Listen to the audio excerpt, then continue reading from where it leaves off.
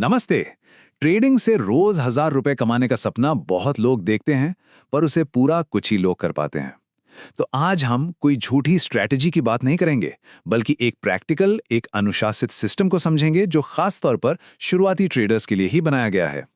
तो सबसे पहला और कह सकते हैं सबसे बड़ा सवाल यही मन में आता है, क्या सच में ट्रेडिंग से हर रोज 1,000 रुपए कमाना मुमकिन है? देखिए, इसका जवाब है हाँ, लेकिन इसके साथ एक बहुत बड़ी शर्त जुड़ी हुई है जिसे हम आगे समझेंगे। चलिए सबसे पहले एक बहुत बड़े वहम को दूर करते हैं।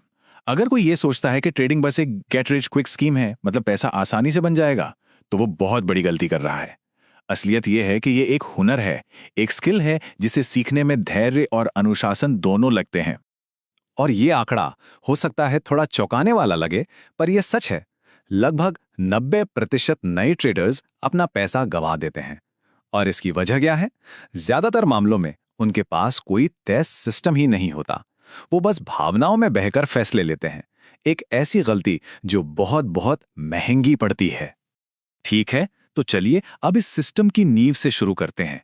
सबसे पहली और सबसे जरूरी बात, आखिर सेफ तरीके से ट्रेडिंग शुरू करने के लिए कितनी पूंजी या कैपिटल की जरूरत होती है? इसका हिसाब किताब बहुत सीधा है। अगर रोज का टारगेट 1,000 रुपए है, तो महीने का टारगेट लगभग 20,000 रुपए बनता है ना? तो इसी लक्ष्य को ध्यान में रखकर हमें अपनी पूंजी का भी हिसाब लगाना होगा। तो 1,000 रुपए के टारगेट को अगर सेफ तरीके से पूरा करना है, तो एक आइडियल कैपिटल 50,000 से 1,00,000 रुपए के बीच मानी जाती है। अब सवाल है, ऐसा क्यों? क्योंकि इतनी पूंजी आपको छोटे छोटे रिस्क लेकर अपना टारगेट पूरा करने का मौका देती है, वो भी बिना अपना पूरा अकाउंट दांव पर लगाए। इसे आप अपनी कैपिटल पर रोज का लगभग 1 से 2% रिटर्न का टारगेट मान सकते हैं। और अगर मान लीजिए शुरुआत में इतनी पूंजी नहीं है, सिर्फ 10 या 20,000 रुपए हैं, तो भी कोई बात नहीं, शुरुआत की जा सकती है। बस एक चीज बहुत जरूरी है, अपने टारगेट को भी असलियत के करीब रखें। 1,000 रुपए की जगह रोज का टारगेट 200 से 500 रुपए रखना एक ज्यादा सही और सेफ शुरुआत होगी। अब आते हैं इस सिस्टम के दिल पर, एक ट्रेडिंग स्ट्रैटेजी। यहाँ एक बात समझनी बहुत जरूरी है। 10 अलग अलग मुश्किल स्ट्रैटेजी जानने से कहीं बेहतर है कि एक सिंपल से सेटअप पर महारत हासिल कर ली जाए। तो इस गोल्डन सेटअप के लिए हमें बस 3 बहुत ही सिंपल इंडिकेटर्स चाहिए। पहला है वीवैप, जो हमें बताता है कि दिन में ज्यादातर ट्रेड किस औसत दाम पर हुए हैं। दूसरे और तीसरे हैं 9 और 21 पीरियड के ईएमए, जो हमें हाल की कीमतों का एक एवरेज दिखाते हैं। ये तीनों मिलकर हमें मार्केट की दिशा का एक साफ सुथरा सिग्नल देते हैं। तो एक बाय ट्रेड कब लेना चाहिए? इसके 4 आसान से नियम हैं, एक चेकलिस्ट की तरह। पहला, कीमत वीवैप के ऊपर होनी चाहिए, जो दिखाता है कि खरीदार मजबूत हैं। दूसरा, तेजी से चलने वाला 9 ईएमए धीरे चलने वाले 21 ईएमए के ऊपर हो, जो एक अपट्रेंड का साफ संकेत है। तीसरा, ट्रेंड देखकर तुरंत कूदने की बजाय कीमत के थोड़ा नीचे आने का इंतजार करें, जिसे पुल बैक कहते हैं। और चौथा, जैसे ही कोई हरी कैंडल वापस ऊपर की तरफ जाने लगे, वही हमारी एंट्री का सही समय है। और सेल ट्रेड के लिए इसके नियम ठीक उल्टे हैं। कीमत वीवैप के नीचे हो, मतलब बेचने वाले हावी हैं। 9 ईएमए 21 ईएमए के नीचे चला गया हो, जो एक डाउन ट्रेंड का इशारा है। एक छोटे से पुलबैक का इंतजार करें और फिर जैसे ही एक लाल कैंडल नीचे की तरफ टूटे, वहां पर एंट्री लें। लॉजिक बिल्कुल वही है, बस दिशा बदल गई है। और इस बात पर जितना भी जोर दिया जाए उतना कम है।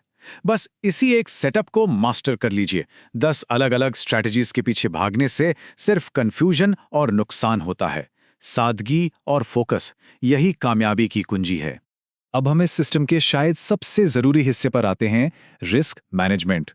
एक अच्छी स्ट्रैटेजी भी बेकार है अगर आप अपनी पूंजी नहीं बचा सकते। प्रॉफिट कमाने से कहीं ज्यादा जरूरी है पैसे गंवाने से बचना। चलिए इसे एक ठोस नंबर देते हैं। अगर आपकी पूंजी 50,000 है, तो किसी भी एक ट्रेड में आपका मैक्सिमम रिस्क 250 रुपए से ज्यादा का नहीं होना चाहिए। यह आपकी कुल पूंजी का सिर्फ आधा % है। ये एक ऐसा नियम है जिसे कभी कभी भी नहीं तोड़ना है। यही आपका सुरक्षा कवच है। अब आते हैं उन 3 सुनहरे नियमों पर जिन्हें हर हाल में मानना है। पहला, हर ट्रेड पर आपका अधिकतम जोखिम 200 से 300 रुपए ही रहेगा। दूसरा, अगर किसी दिन आपका कुल नुकसान 1,000 रुपए तक पहुंच जाए, तो बस सिस्टम बंद कर दीजिए। और तीसरा, अगर लगातार 2 ट्रेड में नुकसान हो जाए, तो उस दिन के लिए ट्रेडिंग बंद। इसे रिवेंज ट्रेडिंग से बचने का सबसे अच्छा तरीका समझ लीजिए। ये एक ऐसा सुनहरा वाक्य है जिसे हर ट्रेडर को याद रखना चाहिए। कैपिटल बचाओ, प्रॉफिट अपने आप आएगा। प्रॉफिट के पीछे भागने से ज्यादा जरूरी है अपनी पूंजी की रक्षा करना। अगर पूंजी बची रही तो ट्रेड करने के मौके कल भी मिलेंगे, परसों भी मिलेंगे। अब हम इस सिस्टम के आखिरी और सबसे मजबूत खंबे पर आते हैं, और वो है ट्रेडिंग की साइकोलॉजी। एक ट्रेडर का दिमाग ही उसका सबसे बड़ा दुश्मन या फिर सबसे अच्छा दोस्त हो सकता है। असल में एक ट्रेडर की सबसे बड़ी लड़ाई बाजार से नहीं बल्कि खुद से होती है।